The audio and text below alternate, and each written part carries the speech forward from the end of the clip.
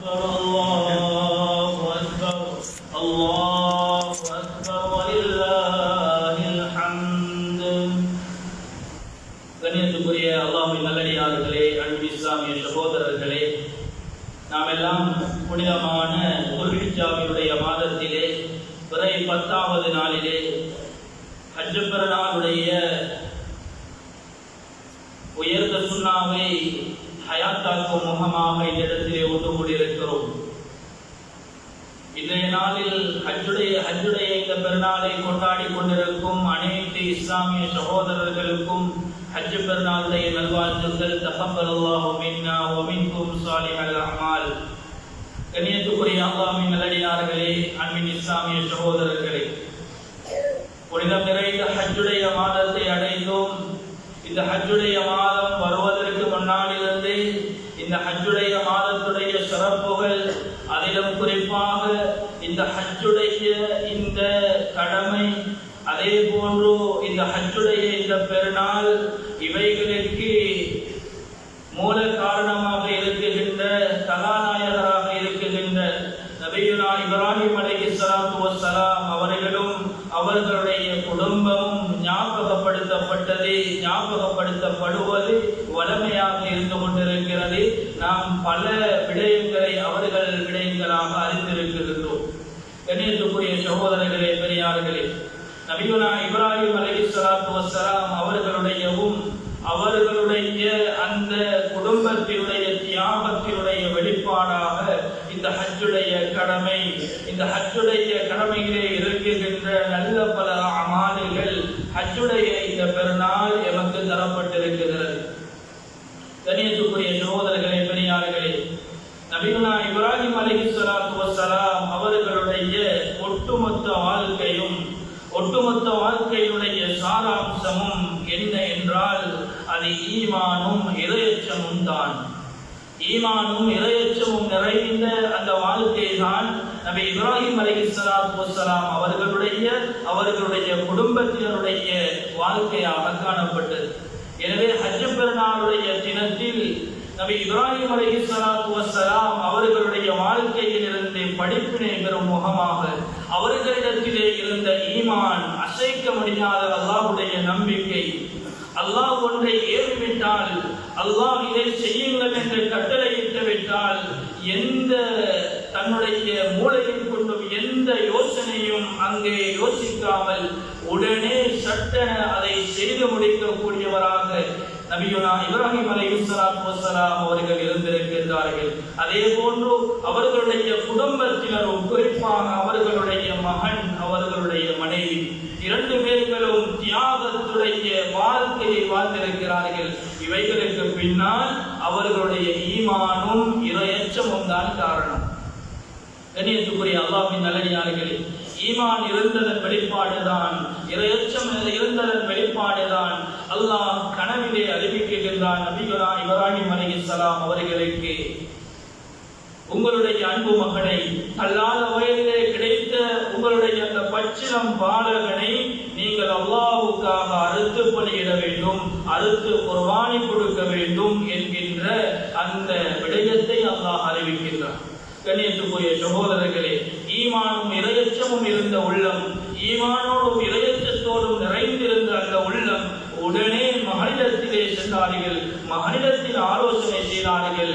யா அபதி, அதாவது யா புனைய இன்னி அரா ஃபில் மனாமி அன்னி அஸ்பஹுக ஃபன்துர் மாதா தரா என்கின்ற அந்த வசனம் குர்ஆனிலே பேசப்படுகின்றது.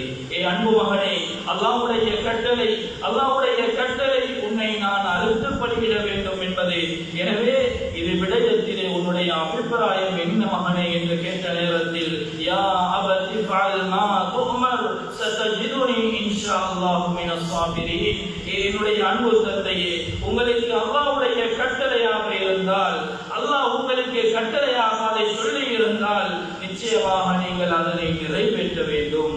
அதற்கு நான் உடன்படுகின்றேன் தந்தையே, உடன்படுகின்றேன். அல்லாஹ்வுடைய கடமையை நிறைவேற்றுங்கள், கட்டளையை நிறைவேற்றுங்கள் என்ற அந்த உன்னதமான வார்த்தைகள், இந்த வார்த்தைக்கு பின்னால் ஈமானும் இறையச்சமும் தான் காரணம்.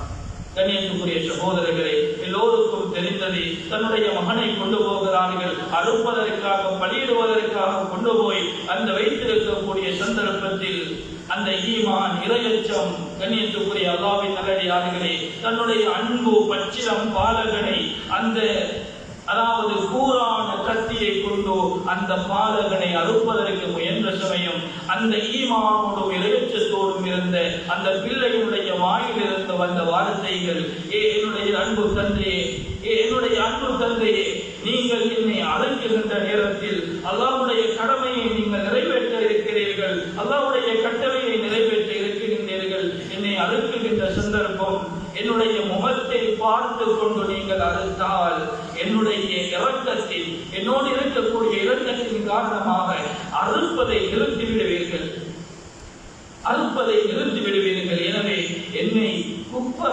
போட்டு, என்னுடைய முகம் பூமியில் படக்கூடியவாறு போட்டு என்னை அருங்கள் தந்தையே என்கின்ற சொல், அது ஈமானுடைய இரையச்சத்தினுடைய வெளிப்பாடு. அதே போன்று என்னை அறுக்கின்ற சமயம் என்னுடைய கைகளை கால்களை கயிற்றினால் இறுக கட்டிக் கொள்ளுங்கள். ஏனென்றால் அப்படி கட்டவில்லை என்றால் நான் அறுக்கின்ற நேரத்தில் துடிக்கின்ற பொழுது, என்னுடைய கை கால்கள் அசைகின்ற பொழுது நீங்கள் கத்தியை உயர்த்தி விடுவீர்கள். அல்லாஹ்வுடைய கட்டளைக்கு நீங்கள் கட்டளையை நிறைவேற்றாதவராக ஆகிவிடுவீர்கள். எனவே என்னுடைய கைகளை கால்களை கட்டிக் கொள்ளுங்கள் என்பது தக்வா, ஈமானுடைய வார்த்தை. அதே போன்று என்னுடைய ஆடைகளை களைந்து கொள்ளுங்கள், என்னுடைய ஆடைகளை களைந்து விடுங்கள். என்னுடைய ஆடைகளோடு என்னை அறுத்தால் அந்த இரத்தத்தினுடைய அடையாளம் என்னுடைய ஆடையில் பற்றி அது என்னுடைய தாயிடத்திலே சென்றடைகின்ற பொழுது அதை கொண்டு என்னுடைய தாய் கஷ்டப்படுவார், என்னுடைய தாய் கதறுவார், என்னுடைய தாய் அதை தாங்க மாட்டார் தந்தை. எனவே என்னுடைய ஆடையை கலத்திக் கொள்ளுங்கள் என்பது என்று சொன்னது ஈமான் இறையச்சத்தினுடைய வெளிப்பாடு. கண்ணியத்துக்குரிய அல்லாஹ்வின் நல்லடியார்களே, இப்படி பல விடயங்களை நபியுனா இஸ்மாயில் அலைஹிஸ்ஸலாத்து வஸ்ஸலாம் அவர்கள் சொல்லியிருக்கிறார்கள். எனவே இந்த ஹஜ் பெருநாளுடைய தினத்திலே அந்த இப்ராஹிம் அலைஹிஸ்ஸலாம் அவர்களுடைய குடும்பத்தினுடையவும் வாழ்க்கையிலிருந்து நாம் படிக்கின்ற பாடம், படிப்பினை ஈமானும் இரையச்சமும் தான். எந்த நேரமும் ஈமானோடு அல்லாஹ்வுடைய பயத்தோடு நாம் வாழ வேண்டும். அல்லாஹ்வுடைய கட்டளைகளில் குறைபாடுகள் செய்துவிடக் கூடாது. எங்களுக்கென்று கடமையாக்கப்பட்ட உயர்ந்த கடமைகளில் நாம் எந்த குறைவும் செய்துவிடக் கூடாது என்பதை இந்த ஹஜ் பெருநாளுடைய இந்த நல்ல நாளையிலே நான் தெரிவித்துக் கொள்கின்றேன். அதே போன்று இந்த ஹஜ்ஜுடைய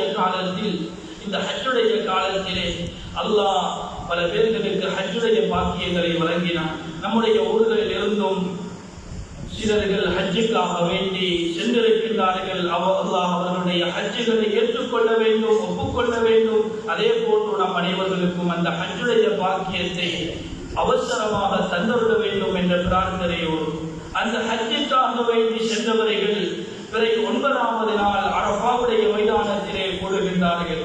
கண்ணியத்துக்குரிய சகோதரர்களே, இந்த ஹஜ்ஜுடைய பாடம் நிறைய படிப்பினைகளை எங்களுடைய வாழ்க்கையை கற்றுத் தருகிறது. அதிலே முக்கியமான ஒரு விடயம்தான் ஒற்றுமை. எம்முடைய சமூகத்திற்கு மத்தியிலே ஒற்றுமை இருக்க வேண்டும் என்கின்ற விடயம் ஹஜ்ஜுடைய இந்த பாடத்தை கொண்டு எங்களுக்கு சொல்லித் தரப்படுகிறது. பிறகு 9வது நாள் அரஃபாவுடைய அந்த மைதானத்திலே லட்சக்கணக்கான ஹாஜிகள் பல உலகெங்கிலும் இருந்தும் வந்து, அதாவது மொழி வித்தியாசமின்றி, மொழி வேறுபாடின்றி, தங்களுடைய நிறங்கள் வேறுபாடின்றி எல்லோரும் ஒன்றாக கலந்து தலை திறந்தவர்களாக எல்லோரும் ஒரே ஆடை அணிந்தவர்களாக அங்கே அல்லாஹ்வை துதி செய்கின்ற காட்சி. லப்பைக் அல்லாஹும்ம லப்பைக், லப்பைக் லா ஷரீக லக லப்பைக், இன்னல் ஹம்த வன் நிஅமத லக வல் முல்க் லா ஷரீக லக் என்கின்ற அந்த தல்பியாவை முழங்கி, இதோ அல்லாஹ்வே உன்னுடைய தர்பாரிலே நாங்கள் சரணடைந்து விட்டோம், இதோ ஆஜராகி விட்டோம். அங்கே செல்லக்கூடியவர்கள் அநேகமானவர்கள் வசதி படைத்தவர்களாக இருக்கின்றார்கள். சில நேரம் வசதி வாய்ப்புகள் வருகின்ற பொழுது அல்லாஹ்விடத்தில் இருந்து அந்த அடியான் தூரமாகி விடுவான், அல்லாஹ்வுடைய கடமைகளிலே பொதுபோக்கு செய்து விடுவான்.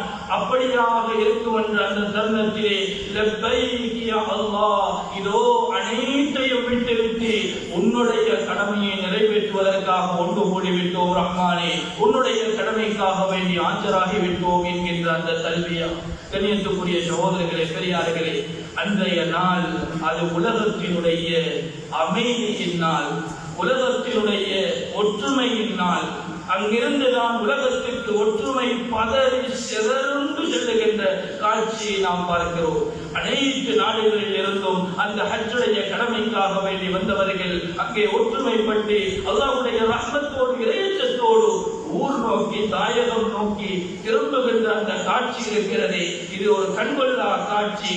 இன்றைய நாள் எங்களுக்கு படித்து தருவது ஒற்றுமை. ஒற்றுமை எல்லோரும் ஒற்றுமையாக இருந்து அந்த ஹஜ்ஜுடைய கடமையை நிறைவேற்றினார்கள் என்றால் நாமும் ஒற்றுமைப்பட வேண்டும். நம்முடைய ஊர்வாசிகள் ஒற்றுமைப்பட வேண்டும். நம்முடைய மஹல்லாவாசிகள் ஒற்றுமைப்பட வேண்டும். யாருக்கு மத்தியில் எந்த பிரச்சனைகள் பிணக்குகளும் இருக்கக்கூடாது. யாரும் கோபித்துக் கொண்டு இருக்கக்கூடாது. இன்றை பார்க்கிறோம், சிறிய சிறிய உலக ஆதாயங்களுக்காக வேண்டி சின்ன சின்ன ஏதோ காரணங்களை வைத்து நாம் மனதளவிலே பிரிந்து வாழ்கிறோம், தூரமாகி வாழ்கிறோம். குடும்பத்தை சகோதர சகோதரிகள் என்ற அந்த உறவு முறிக்கப்படுகிறது. தாய் தந்தை என்கின்ற பிள்ளை என்கின்ற அந்த உறவு முறிக்கப்படுகிறது சிறிய ஒரு காரணத்திற்காகவே. கண்ணியத்துக்குரிய சகோதரர்களே, பெரியார்களே, எனவே இந்த ஹஜ்ஜுடைய இந்த நாளையிலே, பெருநாளுடைய தினத்திலே நாம் அனைவரும் ஒற்றுமைப்படுவோம். நாம் அனைவர்களும் ஏதோ மனதளவிலே நாம் கோபங்களோடு குரோதங்களோடு வாழ்ந்தால் இன்றே இந்த மஸ்ஜிதுக்குள்ளால் வைத்து நாம் உரியவரை தேடி ஒற்றுமையாகிக் கொள்வோம். அவருக்கு சலாம் சொல்லி முஆனகா செய்து நாம் அவரோடு உறவாடிக் கொள்வோம். இல்லை என்றால் இதே நிலைமையில் மௌத்தை சந்தித்து விட்டோம் என்றால் அல்லாஹ் பாதுகாக்க வேண்டும். யார் 3 நாட்களுக்கு மேல் ஒரு மூமினான சகோதரனுடன் பேசாமல் இருந்து அதே நிலைமையிலே மௌத்தாகுவாராக இருந்தால் அவர் நரகத்திற்கு சென்றடைவார் என்கின்ற அந்த பயங்கரமான ஹதீஸையும் நான் ஞாபகப்படுத்துகின்றேன். எனவே ஒற்றுமைப்படுவோம். அதே போன்று இன்றைய நாள் இது குதூகலம் நிறைந்த சந்தோஷமிக்க ஒரு நாள். இன்றைய தினத்திலே எம்முடைய பெற்றார்கள், எம்முடைய தாய் தந்தையர்களுடைய விடயத்திலே நாம் கவனம் செலுத்துவது எம்முடைய கடமையாக இருக்கிறது. யாருக்கெல்லாம் தாய் தந்தையர்கள் உலகத்திலே தற்பொழுது பாக்கியமாக உயிரோடு வாழுகின்றவர்களாக கிடைக்கப்பட்டிருக்கிறார்களோ அவர்கள் பாக்கியசாலிகள். அந்த தாய் தந்தையர்களோடு நல்ல முறையிலே நடந்து கொள்ளுங்கள். அந்த தாய் தந்தையர்களுக்கு ஹித்மத் செய்யுங்கள். அந்த தாய் தந்தையர்களை போய் முத்தமிட்டு அவர்களோடு நல்ல முறையிலே நடந்து கொள்ளுங்கள். யாருடைய தாய் தந்தையர்கள் எல்லாம் கபராளிகளாக ஆகிவிட்டார்களோ அவர்களுக்காக வேண்டி துவா செய்வோம், அவர்களுக்காக வேண்டி துவா செய்வோம். அதே போன்று எங்களோடு சொந்த பந்தங்கள் எத்தனையோ பேர்கள் கபராளிகளாக ஆகிவிட்டார்கள். அவர்களுக்காக வேண்டி இந்த நாளில் நாம் துவா செய்வதற்கு கடமைப்பட்டிருக்கிறோம். நம்முடைய ஊருடைய வளமை பெருநாளுடைய தொழுகை முடிந்ததற்கு பின்னால் எல்லோரும் மக்பராவுக்கு செல்வோம், மையவாடிகளுக்கு செல்வோம். அங்கு இருக்கின்ற நம்முடைய பிரிந்து வாழ்கின்ற உறவுகளுக்காக வேண்டி நாம் துவா செய்வது வளமை. எனவே அதை நாம் தொடராக செய்து வருவோம். அவர்களுக்காக இன்றைய நாளிலே நாம் நல்ல துஆக்களை செய்து வழியெடுத்து வைப்போம். அதே போன்று இன்றைய நாள் இது சந்தோஷம் மிக்க நாள், குதூகலம் மிக்க நாள். இன்பமாக எல்லா உறவுகளோடும் உறவாடி எங்களுடைய குழந்தைகளை கூட்டிக் கொண்டு எங்களுடைய சொந்தக்காரர்களை அறிமுகப்படுத்தி அவர்களுடைய வீடுகளுக்கு சென்று அழகான முறையிலே இந்த பெருநாளை நாம் அமைத்துக் கொள்வோம். குறிப்பாக இன்றைய நாளில் ஆதமுடைய மகன் செய்கின்ற அமல்களிலே மிகச்சிறந்த அமல்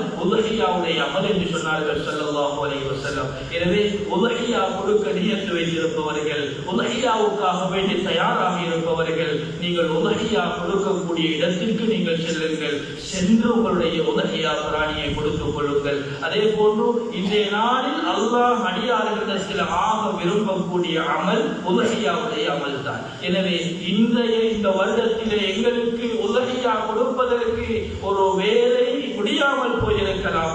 எதிர்காலத்திலே வரக்கூடிய வருடங்களிலே நானும் உதஹியாவிலே பங்குதாரராக ஆகுவேன், நானும் உதஹியாவை நிறைவேற்றுவேன் என்ற நியத்தை அனைவர்களும் வைத்துக் கொள்ளுங்கள். அதே போன்று நாட்டுடைய நிலைமைகளை கருத்திலே கொண்டு நாட்டுடைய சட்டத்திட்டங்களுக்கு மதிப்பளித்து இந்த பெருநாளை அமைதியாகவும் சுபிட்சமாகவும் நல்ல முறையிலும் நாம் கொண்டாடிக் கொள்ள வேண்டும். அதே போன்று இந்த பெருநாளுடைய தினத்திலே அதிகமாக தக்பீர்களை நாம் சொல்ல வேண்டும். அதே போன்று முழு உலகத்திலும் அதாவது சாந்தி, ஐக்கியம், சமாதானம் தலை தூக்க அதை நடாத்தப்பட நாம் அனைவர்களும் துஆ செய்ய வேண்டும். எனவே எல்லாம் வல்ல அல்லாஹ் இந்த பெருநாளுடைய தினத்தை நல்ல முறையிலே கழித்து நல்ல பல அமால்களை செய்து என்னென்ன வாக்குறுதிகள் சொல்லப்பட்டிருக்கின்றதோ அனைத்து வாக்குறுதிகளையும் பெற்றுக்கொண்ட கூட்டத்திலே அல்லாஹ் நம் அனைவர்களையும் சேர்த்தல் புரிவானாக. யா அல்லாஹ் ரப்பே ரஹ்மானே, நம்மை பெற்று வளர்த்த தாய் தந்தையருடைய பாவங்களையும் மன்னித்தல் புரிவாயாக.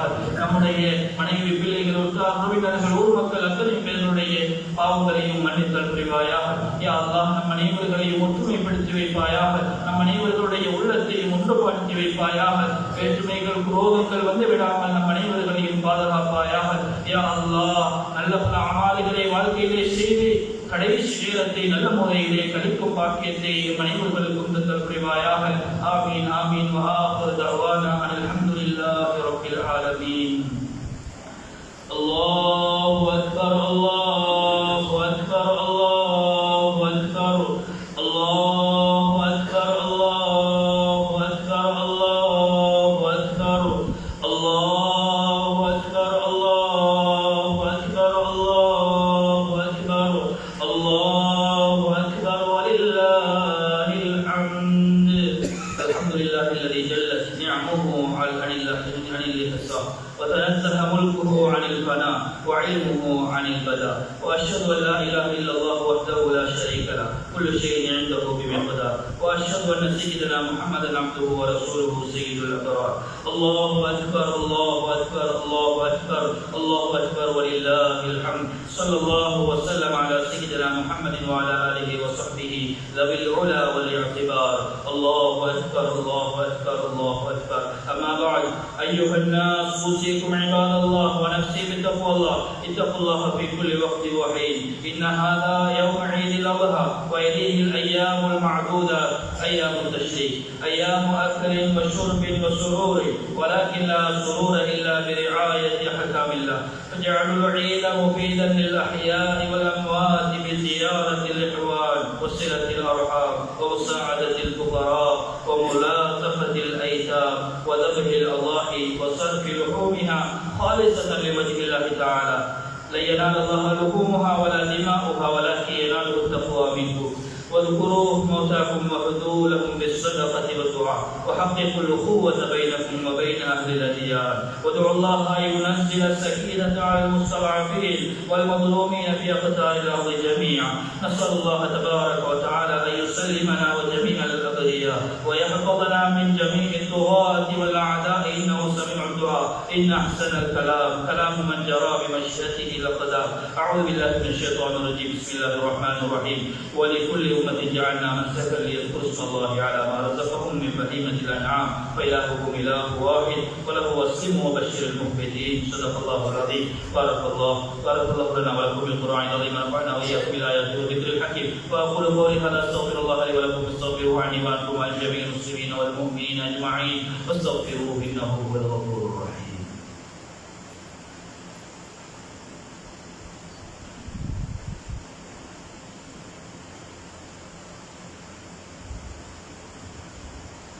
الحمد لله. الله أكبر الله أكبر الله أكبر الله أكبر الله أكبر الله أكبر الله أكبر ولله الحمد. الحمد لله الذي حمدا كثيرا كما أمر. وأشهد أن لا إله إلا الله وحده لا شريك له إضافا لمن جحد به وكفر. وأشهد أن سيدنا محمدا عبده ورسوله سيد البشر. صلى الله على سيدنا محمد وعلى آله وأصحابه من تسلت عين من الله. أما بعد، فأوصيكم عباد الله ونفسي أولا بتقوى الله. فإن التقوى ينجيكم من عذاب القبر وعذاب النار وتدخلكم الجنة الأعلى. فاعلموا عباد الله أن الله تعالى أمركم أمرا عظيما وبدأ بنفسه تعظيما وثنى بملائكته تكريما. إن الله وملائكته يصلون على النبي يا أيها الذين آمنوا صلوا عليه وسلموا تسليما. فأجيبوا إلى ما دعاكم وصلوا وسلموا على من به الله وهداكم. اللهم صل وسلم وبارك على محمد وعلى آله الأطهار الأبرار وأصحابه الأخيار، وارض اللهم عن خلفائه الأربعة أمير المؤمنين سيدنا أبي بكر الصديق رضي الله تعالى عنه، وعن أمير المؤمنين سيدنا عمر بن الخطاب رضي الله تعالى عنه، وعن أمير المؤمنين سيدنا عثمان بن عفان رضي الله تعالى عنه، وعن أمير المؤمنين سيدنا علي بن أبي طالب رضي الله تعالى عنه، وعن سيدة الباقين من الأشرة المبشرين، وعن الصفة من الشهيدين إمامين أهل الجنة سيدنا حسن وسيدنا حسين رضي الله تعالى عنهما، وعن الزهراء البتول فاطمة بنت رسول الله صلى الله عليه وسلم، وعن أمهات المؤمنين، وعن الأنصار والمهاجرين وسائر الصحابة أجمعين، وعن التابعين وتابعي التابعين بإحسان إلى يوم الدين، وارض عنا معهم برحمتك يا أرحم الراحمين. اللهم أعز الإسلام والمسلمين وأذل الشرك والمشركين ودمر أعداء الدين وانصرنا على القوم الكافرين. اللهم اغفر للمؤمنين والمؤمنات والمسلمين والمسلمات الأحياء منهم والأموات إنك سميع قريب مجيب الدعوات يا قاضي الحاجات. اللهم اجرنا من النار، اللهم اجرنا من النار، اللهم اجرنا من النار. اللهم لا تشبه خلقنا بالنار ولا تجعلنا من حطب النار فإنها بئس الدار وبئس المثوى وبئس القرار. ربنا اغفر لنا ولإخواننا الذين سبقونا بالإيمان ولا تجعل في قلوبنا غير الذين آمنوا. ربنا إنك رؤوف رحيم إن الله يأمر بالعدل والإحسان وإيتاء ذي القربى وينهى عن الفحشاء والمنكر والبغي يعظكم لعلكم تذكرون. واذكروا الله الذي يذكركم يشكركم ويهديكم ولذكر الله أكبر والله يعلم ما تصنعون.